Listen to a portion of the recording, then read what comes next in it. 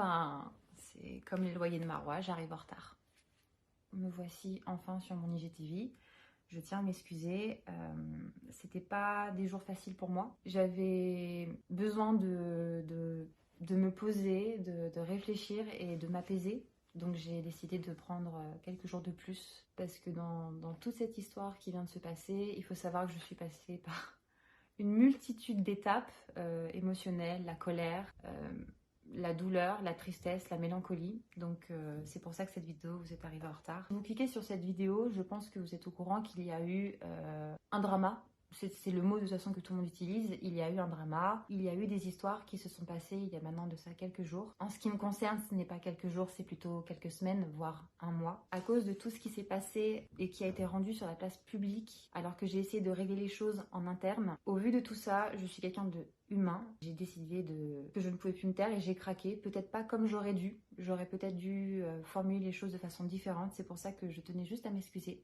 Pour les personnes qui ont trouvé que j'avais eu des propos choquants, que j'avais été vraiment dans la confrontation, dans le règlement de compte, c'était vraiment pas mon intention. C'est juste que il faut comprendre que la forme n'était peut-être pas bonne, mais sincèrement, le fond en question était vraiment beaucoup trop important pour que je ne puisse plus rien dire. Beaucoup de personnes m'ont dit que je réagissais que maintenant, alors qu'il aurait peut-être fallu réagir 3 ans avant. Sachez que j'ai essayé de réagir sur beaucoup de choses. J'ai essayé de régler les choses en interne et malheureusement j'ai toujours eu droit à un mur ou alors à des réponses un petit peu vagues et j'ai essayé de beaucoup aussi fermer les yeux. Je sais que j'ai fermé les yeux sur plein de choses et je n'aurais pas dû, ce qui fait qu'à un moment donné, comme tout être humain, quand on garde et bien un jour ça explose et moi j'ai explosé et je n'aurais peut-être pas dû de cette manière en tout cas. Et voilà, je suis quelqu'un d'humain, j'ai réagi et il y a eu des réponses, notamment une réponse de Marois qu'aujourd'hui je vais essayer de répondre avec calme. Depuis un mois maintenant, je subis des attaques face à des vidéos que je ne regardais pas. Et je pense qu'à un moment donné, Marois et moi sommes deux personnalités publiques. Malgré tout, j'ai essayé de régler ça en interne. J'ai essayé d'en parler avec elle.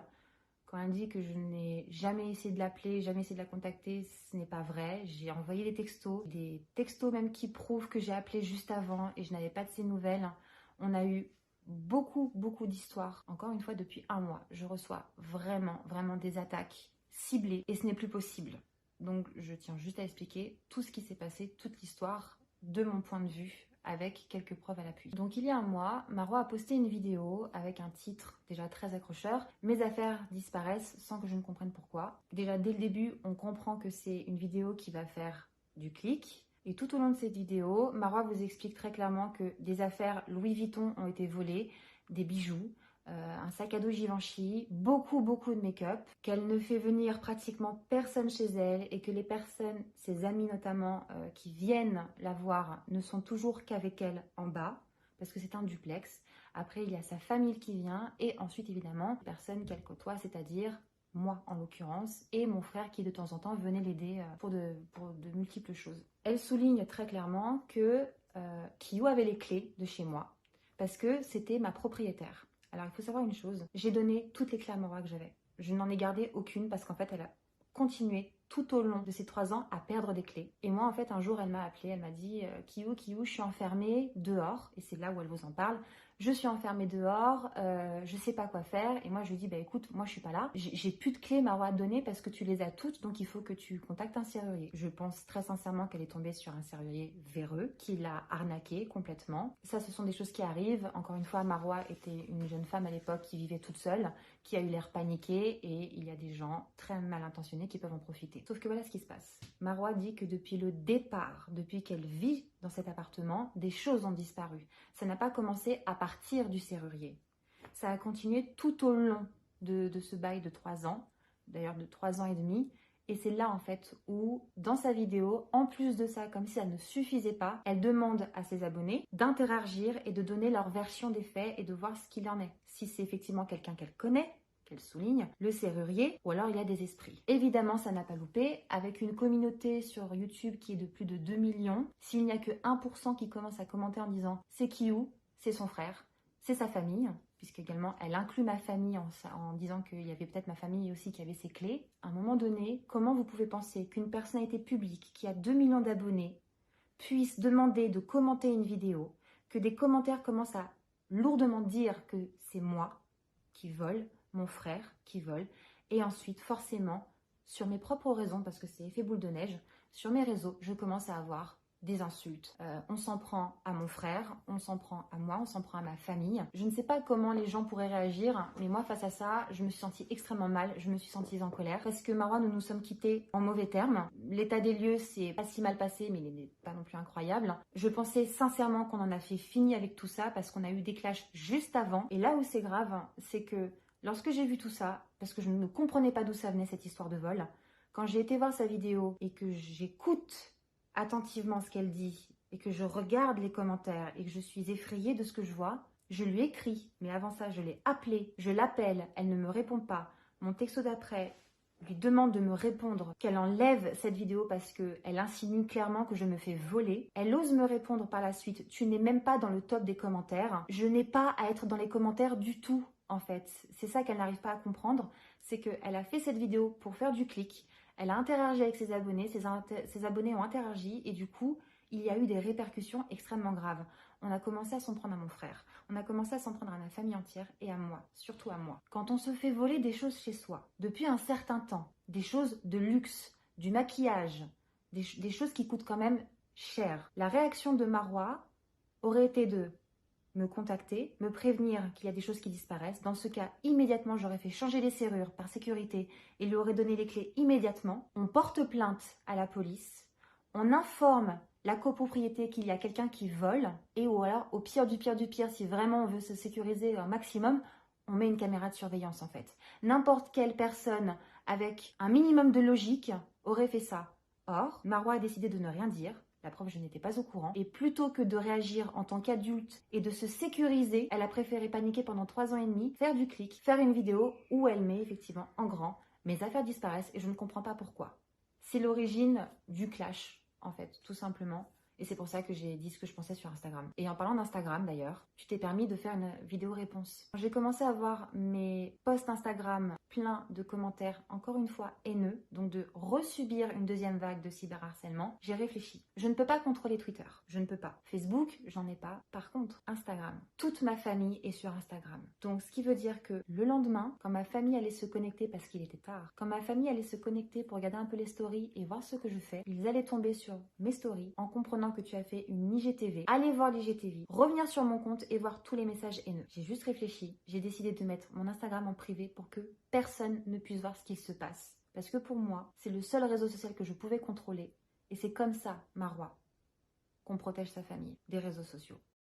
Sur cette vidéo, je voudrais revenir sur 3 points vraiment important. La question qui me revient tout le temps, c'est pourquoi je n'ai pas arrêté mon contrat EDF. Quand Marwa est arrivée dans l'appartement, il y avait donc mon compte EDF qui courait toujours. Pourquoi je n'ai pas coupé? Parce qu'en fait, j'ai fait confiance. J'ai juste fait confiance à la personne que j'avais en face de moi, qui avait l'air très mature, très responsable, et je me suis dit qu'elle le ferait plus tard, qu'elle le ferait peut-être dans les 2-3 jours à venir. Le problème est arrivé en juillet 2018, quand elle a subi une coupure d'électricité. On ne comprenait pas parce qu'il y avait toujours de l'électricité, il y avait un défaut technique. Et c'est là que lorsqu'on appelle, on se rend compte que le compte EDF actif est toujours à mon nom. Je fais venir, comme elle dit si bien dans sa vidéo, un ami de famille. L'ami en question est électricien, donc il est venu et il fait chaque fusible, et il se rend compte qu'en fait le fusible qui fait disjoncter le disjoncteur et qui donc coupe l'électricité de Marwa, c'est le ballon d'eau chaude. Il revient, il change le fusible et voilà, l'histoire est terminée. Marwa me dit qu'elle va faire immédiatement son compte. Je la crois. On en reste là. Je lui dis, bah écoute, tu me feras un remboursement, il n'y a pas de souci. Elle m'a dit, oui, mais bien sûr, parce que là, je suis vraiment gênée. Et c'est vrai, elle était gênée. 4 mois plus tard, j'ai un appel de ma mère qui me dit, Laura, je ne comprends pas pourquoi tu as 2 factures d'EDF sur ton compte. J'appelle EDF normal. Je tombe des nues et je me rends compte qu'il n'y a aucun dossier finalisé avec le nom de Marwa. Donc je décide de rompre mon contrat EDF. Si effectivement elle a fait comme elle me dit si bien son contrat NJ, le contrat NJ devrait reprendre immédiatement. Depuis le mois d'août, c'est un peu bizarre. Marwa, ça n'a pas loupé, elle m'appelle le soir même en disant je n'ai plus d'électricité. Et donc je lui demande ah bon, t'as fait ton contrat pourtant? Elle me fait bah oui, je comprends pas, mon contrat est fait avec NJ. Donc là je décide de l'appeler parce que là je suis alors énervée comme jamais. Je lui dis, tu te fous de moi, c'est pas possible, tu me mens, Marwa, tu me mens. Et là, elle me dit quelque chose qui me fait peut-être un peu tiquer. Elle me dit qu'elle a créé son compte et qu'elle a envoyé son RIB par mail. Comme je suis chez EDF, je ne sais pas comment fonctionne Engie. On s'arrête là. Je lui dis, bah écoute, si t'es dans le noir parce que je sais qu'elle a peur, viens. Elle me dit, je te rappelle. Vous regardez les messages, là, il s'est passé 17 minutes. En 17 minutes, donc, elle a eu le temps d'avoir des propos méchants envers moi. Elle a parlé de moi à quelqu'un d'autre. Quelques secondes après, elle m'écrit, je peux toujours venir dormir chez toi. Et moi, je me suis dit non. C'est le lendemain où j'ai appris ce qu'elle avait dit sur moi la veille, donc que j'étais une clocharde qui vivait dans un loft. Ça, je ne le retirerai jamais. Que je la saoulais littéralement avec EDF et que c'est pour ça qu'on ne serait plus jamais amis. Ok, bouffe-toi ça. Je décide de prouver qu'elle me ment et j'appelle Engie. Donc voici l'audio d'Engie. Alors c'est le étage numéro 4. Et donc ma locataire apparemment vous aurait appelé au mois d'août pour créer son compte. Mais en l'occurrence, elle n'a toujours pas internet et elle me dit vous avoir envoyé pourtant ses coordonnées par mail, notamment son RIB, pour créer son adresse, enfin son compte chez vous. J'ai trouvé un contrat exactement ou bien une fiche client au nom de madame. Je vois que le service n'arrivait pas à identifier le logement avec elle. D'accord. Ils lui ont demandé d'avoir des informations complémentaires pour la mise en place de son contrat et rien n'a été fait. D'accord. Et est-ce que par exemple quand on crée un compte avec vous, on doit envoyer un email avec ses coordonnées bancaires ou vous le faites directement? On le fait directement. Donc on n'envoie pas d'email. Exactement. On lui envoie un mail de confirmation pour la mise en place de son contrat, pour son emménagement. Quand il s'agit d'un emménagement, on lui envoie les conditions ou bien le contrat en un seul exemplaire par email. Mais toutes les informations concernant son RIB, ainsi la mise en place de son dossier, on le fait par téléphone. Et Elle doit avoir le numéro, essayez de lui donner le point de livraison que vous avez sur votre facture. D'accord. C'est le numéro de compteur, comme c'est elle de sa part, elle peut faire la souscription du contrat à l'immédiat, parce que le service, quand il était avec elle au bout du fil, elle n'arrivait pas à identifier le logement. C'est pour ça que le contrat n'a pas été souscrit. Ils lui ont demandé d'avoir des informations complémentaires pour que le contrat soit souscrit, mais elle n'a pas contacté le service. D'accord, il n'y a jamais eu d'appel, jamais un mail pour essayer de réguler la situation. Elle lui a envoyé déjà un mail que les informations communiquées au service, il est incomplet ou bien erroné et qu'elle doit encore contacter le service. D'accord. Je vois, c'est le 26 juillet. Le 26 elle n'a pas juillet. demandé une mise en service, elle a demandé un changement de fournisseur. Je décide de lui envoyer, avec un texto qui est juste là également. Parce qu'effectivement, elle ose me dire qu'elle a envoyé un RIB par mail. Engie ne fait pas ça. En lui demandant qu'elle m'envoie la preuve de son envoi du RIB, évidemment, je ne l'ai jamais eu. Et dans ce message, vous voyez bien que, à mon grand âge, comme vous me le dites si bien, j'ai essayé de régler la dispute en lui disant « Viens, on se voit et on règle ça. De toute façon, je ne suis pas en colère, ça ne sert à rien. » Point. Il s'est passé 15 jours avant que Marois ne me présente pas d'excuses, mais me réponde. Marois, ne mêle pas l'Algérie à ça. C'est pas possible. Donc ça veut dire, ton message insinue clairement. Moi, je comprends que tu as voulu faire une blague. Tu dis que tu mets ta fierté algérienne de côté pour pouvoir, entre guillemets, t'excuser et expliquer pourquoi tu as dit ça sur moi. Et après, tu reprends ta fierté algérienne. Ça veut dire quoi? Ça insinue quoi, Marois, en fait, pour l'Algérie? Parce que tu es algérienne, que tu ne peux pas t'excuser? Et que tu sois algérienne, arménienne, il n'y a pas d'origine dans l'histoire. Quelqu'un doit s'excuser. Quand quelqu'un fait quelque chose de mal, Marois, on s'excuse. C'est ça, être adulte. Ne mêle pas l'Algérie à ça, comme moi je ne mêle pas l'Arménie également. Et je refuse que tu puisses dire que c'est ta fierté algérienne qui t'empêche de venir me parler pour présenter des excuses. Deuxième point, les taxes. Et là, je vais vraiment essayer de garder mon calme. Parce que je trouve ça incroyable. Marois vous a montré ma taxe foncière et ma taxe d'habitation. Quand Marois vous dit qu'elle a payé ma taxe foncière et ma taxe d'habitation, sachez juste une chose, ce n'est pas vrai. La taxe foncière et la taxe d'habitation qu'elle vous montre, ce sont des taxes qui datent de 2018. Et preuve à l'appui des messages que je vous montre, ce sont des documents officiels qu'elle m'a demandé de lui donner pour créer tout simplement sa société. Pour que vous compreniez bien les choses, quand vous créez une société, évidemment, il vous faut une adresse. Or là, Marois était ma locataire. Donc pour créer son adresse, il lui fallait l'autorisation de sa propriétaire. Donc c'est pour ça que j'ai reçu ces documents qui me disent autorisation de domiciliation du siège social, nanana, la présente La présente autorisation a été établie en vue de l'inscription au registre du commerce et des sociétés de la société subventionnée. Voilà, donc j'ai répondu à des papiers, je lui ai fait la signature et je lui ai envoyé tout ce que je pouvais, c'est-à-dire ma taxe foncière et ma taxe d'habitation. Mais en aucun cas, je lui ai demandé de rembourser ces taxes-là. Par contre, et ça c'est très important, Marois vous parle d'un week-end où on était tous les trois, donc son ex-meilleure amie, elle et moi, à la maison, et que j'ai appelé ma mère et que ma mère a demandé si Marois avait payé. Alors déjà une chose est certaine, ma mère ne parle pas comme ça. Ma mère est beaucoup plus professionnelle que ça et m'a dit, puisque tu es avec Marois, c'était juste après le clash d'EDF, d'accord? Après notre clash EDF, où elle a tenu des propos à mon égard, presque 2 mois après, elle est venue à la maison, elle était malade et vous savez, elle était avec son ex-meilleur ami, donc ils sont restés 3 jours à la maison. Je lui dis que j'étais avec elle, elle me dit dans ce cas-là, Marois a payé, parce que ma mère ne parle pas comme ça, ma mère n'a pas 25 ans, ma mère en a 60. Et ma mère est très diplomate, elle me dit, écoute, très bien, puisque tu es avec Marois, est-ce que vous allez pouvoir toutes les deux pour les factures d'électricité? Et c'est là que Marois fait, parce que ce mois de décembre dont elle parle et qu'elle m'a fait un virement immédiatement, malheureusement, je n'ai pas le droit de vous montrer mes comptes, mais les papiers sont juste devant moi et je ne vois pas de virement. En 2019, j'ai effectivement reçu un versement de Marois. Je lui ai réclamé une partie de la facture EDF, juste pour que je puisse payer ma taxe foncière. Parce qu'à cette époque, j'ai commencé à ne plus faire de vidéos YouTube. Et là, évidemment, comme elle me devait de l'argent, je trouve que c'était beaucoup plus logique de lui demander quand j'en avais besoin, plutôt que d'en faire n'importe quoi. Je lui ai demandé si elle pouvait m'envoyer juste 700 € pour que je puisse payer cette facture. Et elle m'a envoyé un peu plus. Je lui ai dit, c'est très gentil, c'est pas ce que je voulais. Grâce à elle, j'ai pu payer ma taxe foncière de 2019. Mais je ne lui ai jamais demandé 2018. Troisième et dernier point de cette vidéo, j'apprends dans tes vidéos à toi, Marois, que tu as fait 2 jours de ménage. Tu as briqué l'appart comme Jaja, tu te montres avec un torchon que tu es fatigué. Je crois que tu as dû nettoyer un autre appartement. Parce que voilà dans quel état j'ai récupéré mon appartement. On ne peut pas dire dans une vidéo...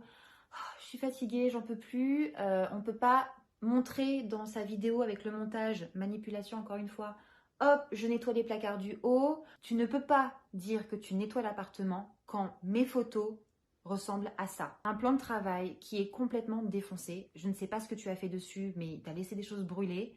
J'ai l'évier, le côté de l'évier qui est complètement pourri. Et quand je te dis pendant l'état des lieux, mais qu'est-ce qui s'est passé? Pourquoi tu m'avais appelé? Ah on se parlait plus. Ça n'empêche que c'est mon appartement en fait. Donc je dois être informée de ce qui se passe dedans. Quand je vois que la hotte n'a pas été nettoyée du tout, le coin de la cuisine, il y a des taches, il y a quelque chose qui a coulé, je ne sais pas ce que c'est. Je lève la tête et je vois qu'il y a de la peinture qui a resté sur les murs parce que tu n'as pas attendu que la peinture sèche. Le four, tu le regardes, tu te dis il y a un truc qui va pas. J'ai ouvert le four, j'ai vu l'état du four. Et quand je re-regarde ces photos, je me dis que c'est là qu'est passé ton sac à dos Givenchy noir. Il l'a cramé, le truc. C'est pas possible, c'est dégueulasse, ça a coulé, c'est n'importe quoi, il y a des miettes. Je sais pas ce que tu as fait, mais tu ne peux pas dire que tu as fait 2 jours de ménage. Regardez l'état de mon sol. Regardez dans quel état il est. Il y a des taches, il y a un pauvre noyau d'olive qui se balade tout seul, je sais pas pourquoi. Alors là, on est sur le mur de l'escalier. Je ne sais pas comment elle a fait son compte. Il y a des traces ici, si vous voyez bien. Et en fait, c'est des... Je sais pas si vous verrez bien. Ce sont des grains de tomates. Vous voyez? C'est complètement collé. Je sais pas ce qu'elle a fait. Et voilà, c'est dégueulasse. Incroyable. Là, c'est carrément sorti. Et on ne peut pas avoir accès au ballon. Donc je ne sais pas ce qu'elle a fait. Et tu me dis que l'appartement est rendu clean. Et quand vous me dites qu'il y a des chèques de caution pour ça, il n'y en a pas. Ce qu'il faut comprendre, c'est que dès le départ, j'ai vraiment voulu aider Marois. Elle était dans une situation un peu précaire. Je lui ai fait cadeau de 2 mois de loyer pour qu'elle puisse acheter des meubles. Parce que l'appartement n'était pas préposé être loué, meublé, déjà. Je lui ai pas pris de chèque de caution parce qu'elle n'avait pas beaucoup d'argent et que je voulais qu'elle s'achète ses meubles. Je n'ai pas mis d'assurance loyer impayé, comme beaucoup le demandent, parce que Marois n'avait pas un dossier convenable. Elle n'avait pas de garant, elle n'avait pas de travail, Elle gagnait des revenus YouTube qui étaient instables. Elle était en école.